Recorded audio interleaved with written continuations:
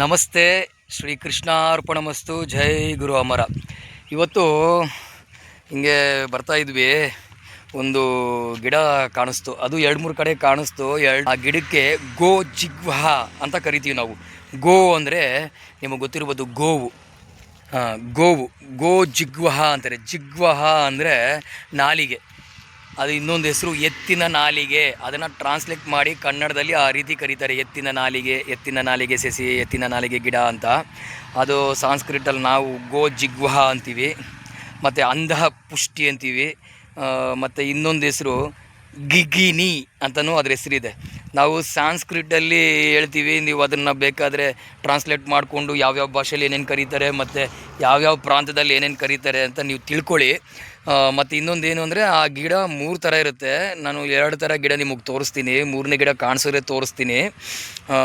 ಅಧೋಪತನ ಅಂತಲೂ ಒಂದು ಗಿಡ ಇದೆ. ಸೇಮ್ ಒಂದೇ ಒಂದು ಅದರಲ್ಲಿ ಚೇಂಜಸ್ ಇರುತ್ತೆ. ಅಂದರೆ ಹೂವು ಬರುತ್ತೆ, ಹೂವದಲ್ಲಿ ಅದರಲ್ಲಿ ಒಂದು ತಾವರೆ ಥರ ಇರುತ್ತೆ, ಇದರಲ್ಲಿ ಒಂದು ಚೂಪಾಗಿ ಒಂದು ಇನ್ನೊಂದೇನೋ ಬಂದಿರುತ್ತೆ, ಒಂಥರ ರಂಗೋಲಿ ಥರ. ನಿಮಗೆ ತೋರಿಸ್ತೀನಿ ಈಗ. ಇದರಲ್ಲಿ ಏನೇನು ಉಪಯೋಗ ಇದೆ ಅಂತ ಹೇಳ್ತೀನಿ, ಬನ್ನಿ ತೋರಿಸ್ತೀನಿ. ನೋಡಿ,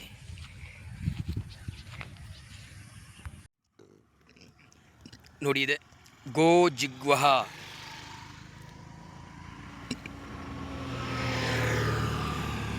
ಅಂಧ ಪುಷ್ಟಿ ಅಂತ ಕರಿತೀವಿ. ಅಂಧ ಪುಷ್ಟಿ ಇದೇ ಗಿಡ. ಇದನ್ನು ಎತ್ತಿನ ನಾಲಿಗೆ ಅಂತ ಕರೀತಾರೆ. ಇದರಲ್ಲಿ ಇದು ದೊಡ್ಡ ಎತ್ತಿನ ನಾಲಿಗೆ. ಇದು ಮುಟ್ಟಿದ್ರೆ ಮುರ ಅನ್ನುತ್ತೆ. ಹಿಂದೆಗಡೆ ಹೀಗಿರುತ್ತೆ, ಮುಂದೆಗಡೆ ಹೀಗಿರುತ್ತೆ. ಮತ್ತು ಇದರ ಕಾಂಡಗಳು ತೋರಿಸ್ತೀನಿ ನೋಡಿ, ಈ ರೀತಿ ಇರುತ್ತೆ. ನೀವು ಹಸು ನಾಲಿಗೆ ನೋಡ್ತೀರಲ್ಲ, ಹಸು ನಾಲಿಗೆ ತೆಗೆದು ನೀವೇನೋ ರೈತರಿಗೆ ಗೊತ್ತಿರುತ್ತೆ, ನೋಡಿದ್ರೆ ಹಿಂಗೆ ಇರುತ್ತೆ. ಇದಕ್ಕೆ ಗೋ ಜಿಗ್ವಹ ಅಂತಾರೆ. ಇದು ಒಣಗಿರೋ ಎಲೆ ಕೂಡ ತೋರಿಸ್ತೀನಿ ನೋಡಿ, ಹಸುವಿನ ನಾಲಿಗೆಯ ಹಾಗೆಯೇ ಇರುತ್ತೆ.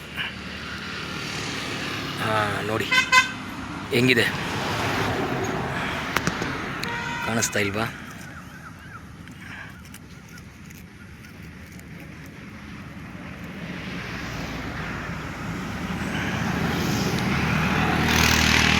ಕಾಣಿಸ್ತಲ್ವಾ?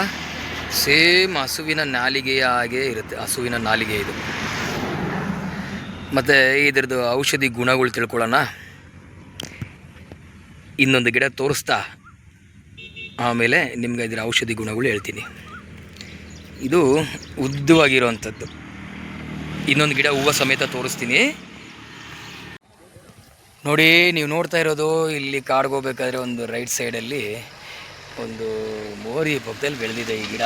ಇದೇ ಎತ್ತಿನ ನಾಲಿಗೆ. ಇದು ಒಣಗೋಗ್ಬಿಟ್ಟಿದೆ, ಒಳ್ಳೆ ಬೇರು ನೋಡಿ ಹೆಂಗಿದೆ ನೋಡಿ. ಇನ್ನೊಂದು 2 ಮಳೆ ಬಂದರೆ ಇದ್ರ ಬೇರನ್ನ ಸಂಗ್ರಹಿಸ್ಬೋದು. ಇದೆ ಇದು ಹೂವು ನೋಡಿ, ಒಣಗೋಗಿರೋ ಹೂವು ತೋರಿಸ್ತೀನಿ ನಿಮಗೆ. ಒಂಥರ ಡಿಸೈನ್ ಹೂವು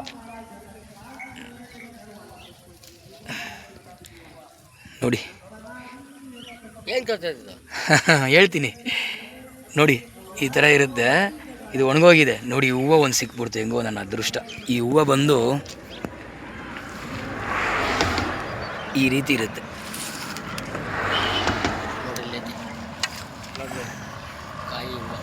ನೋಡಿ.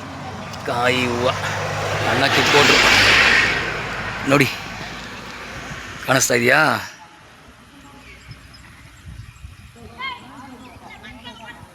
ಈ ರೀತಿ ಇದ್ರ ಹೂವು ಇರುತ್ತೆ.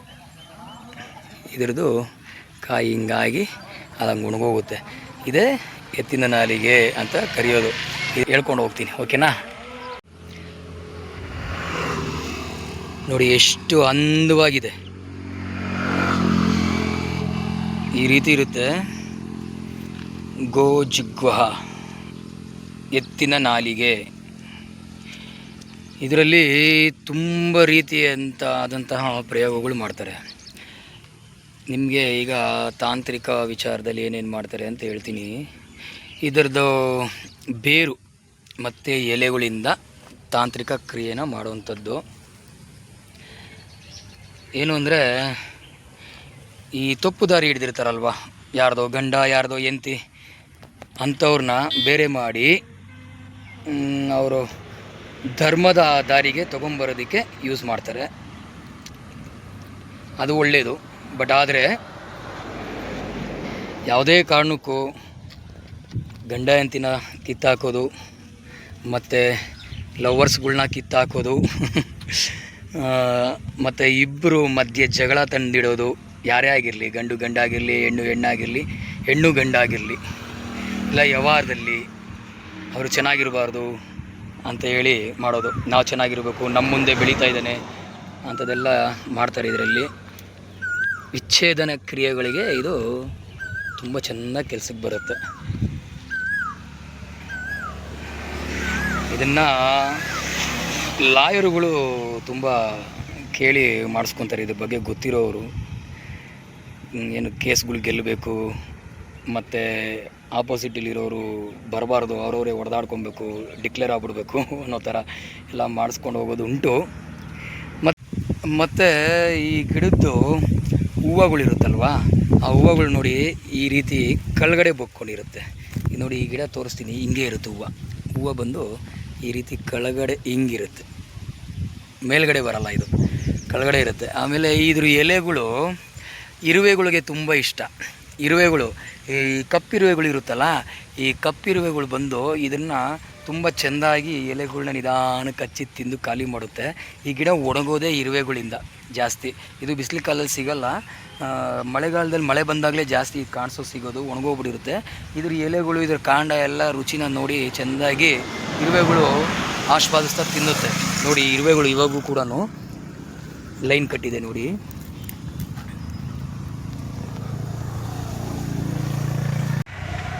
ನೀವು ನೋಡ್ತಾ ಇರ್ಬೋದು ನೋಡಿ, ಕಪ್ಪು ಇರುವೆಗಳು, ಇದು ಕಪ್ಪು ಇರುವೆಗಳು. ಈ ಇರುವೆಗಳು ಈ ಗಿಡಕ್ಕೆ ಹತ್ಕೊತವೆ ನೋಡಿ, ಇಲ್ಲಿ ಕಾಣಿಸ್ಬೋದು. ಇರುವೆನೂ ತುಂಬ ಸಣ್ಣ ಇರೋದ್ರಿಂದ ನೋಡಿ, ಅಲ್ಲೊಂದು ಕಡೆ ಇರುವೆ ಹೋಗಿದೆ, ಇಲ್ಲಿದೆ ಇರುವೆ.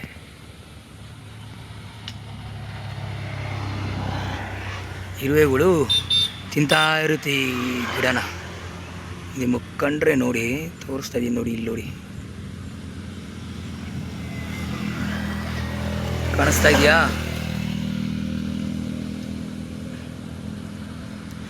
ಈ ಕಪ್ಪು ಇರುವೆಗಳಿಗೆ ಅದೇನೋ ಬಲು ರುಚಿ, ಎಲೆ ಚೆಂದಾಗಿ ತಿಂತವೆ. ಗಿಡ ಪೂರ್ತಿ ಕಪ್ಪು ಇರುವೆಗಳಿರುತ್ತೆ, ನೀವು ನೋಡ್ಬೋದು.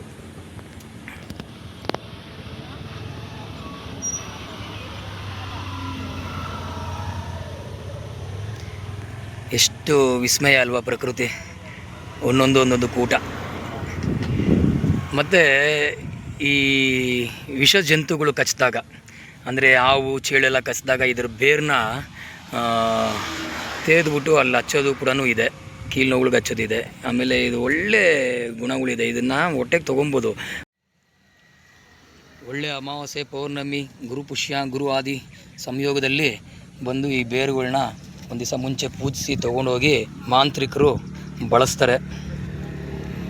ಮತ್ತು ಇದನ್ನು ಗಾಯಗಳು ತುಂಬ ವಾಸಿ ಆಗೋದ್ರಿಂದ ಗಾಯಮ್ಮಾರಿ ಅಂತಾರೆ, ಗಾಯಾಪಿ ಅಂತಾರೆ, ತುಂಬ ಹೆಸರುಗಳಿದೆ ಇದಕ್ಕೆ. ನಾವು ಮಾತ್ರ ಗೋಜಿಕ್ವಹ ಅಂತ ಕರಿತೀವಿ. ಜ್ವರ ಬಂದಾಗ ಆ್ಯಂಟಿಬಯೋಟಿಕ್ ತೊಗೊಳ್ದಿರ ಇದ್ರ ಕಷಾಯ ತೊಗೊಂಡ್ರೆ ಸೇಮ್ ಅದೇ ಥರ ಕೆಲಸ ಮಾಡುತ್ತೆ, ಜ್ವರನೂ ಕಮ್ಮಿ ಆಗುತ್ತೆ, ಮತ್ತು ಕೆಮ್ಮು ಕಮ್ಮಿ ಆಗುತ್ತೆ, ಮತ್ತು ಹೊಟ್ಟೆಲಿರುವಂಥ ಜಂತುಳಗಳು ಸತ್ತೋಗುತ್ತೆ, ಮತ್ತು ಕರಳಿಗೆ ತುಂಬ ಶುದ್ಧಿ ಮಾಡುತ್ತಿದ್ದು. ಫುಡ್ ಪಾಯ್ಸನ್ನಿಂದ ಏನಾದರೂ ಭೇದಿ ಆಗ್ತಾಯಿದ್ರೆ ಅದು ನಿಂತೋಗುತ್ತೆ. ಮತ್ತು ಸಣ್ಣ ಪುಟ್ಟ ಅಲರ್ಜಿಗೆಲ್ಲ ಇದನ್ನು ಈ ಸೊಪ್ಪು ತೊಗೊಂಡು ಜಜ್ಜಿಬಿಟ್ಟು ಹಚ್ಚಿದ್ರೆ ಈ ಸಣ್ಣ ಪುಟ್ಟ ಸ್ಕಿನ್ ಮೇಲೆ ಆಗುವಂಥ ಅಲರ್ಜಿ ಎಲ್ಲ ಇದರಲ್ಲಿ ವಾಸಿ ಆಗುತ್ತೆ. ಇಷ್ಟೊಂದು ವಿಚಾರಗಳು. ಕೇವಲ ಜ್ವರ ಬಂದಾಗ ಮಾತ್ರ ಯೂಸ್ ಮಾಡಬೇಕು, ಅತಿಯಾಗಿ ಯೂಸ್ ಮಾಡೋದ್ರಿಂದ ಮಲಬದ್ಧತೆ ಹೆಚ್ಚಾಗುತ್ತೆ. ಮತ್ತು ಗರ್ಭಿಣಿ ಸ್ತ್ರೀಯರು, ಮಕ್ಕಳಿಗೆ ಹಾಲು ಕೊಡ್ತಾ ಇರೋಂಥ ತಾಯಿಯಂದರು ಕುಡಿಬಾರ್ದು, BP ಯಿಂದ ಬಳಲ್ತಾ ಇದ್ದವರು ಕೂಡ ಇದನ್ನು ಕುಡಿಬಾರ್ದು. ಇಷ್ಟು ವಿಚಾರಗಳು ತಿಳ್ಕೊಂಡಿದ್ದೀರಾ ಅಂತ ಅಂದ್ಕೊತೀನಿ. ಎಲ್ಲರಿಗೂ ನಮಸ್ತೆ. ಶ್ರೀ ಕೃಷ್ಣಾರ್ಪಣಮಸ್ತು.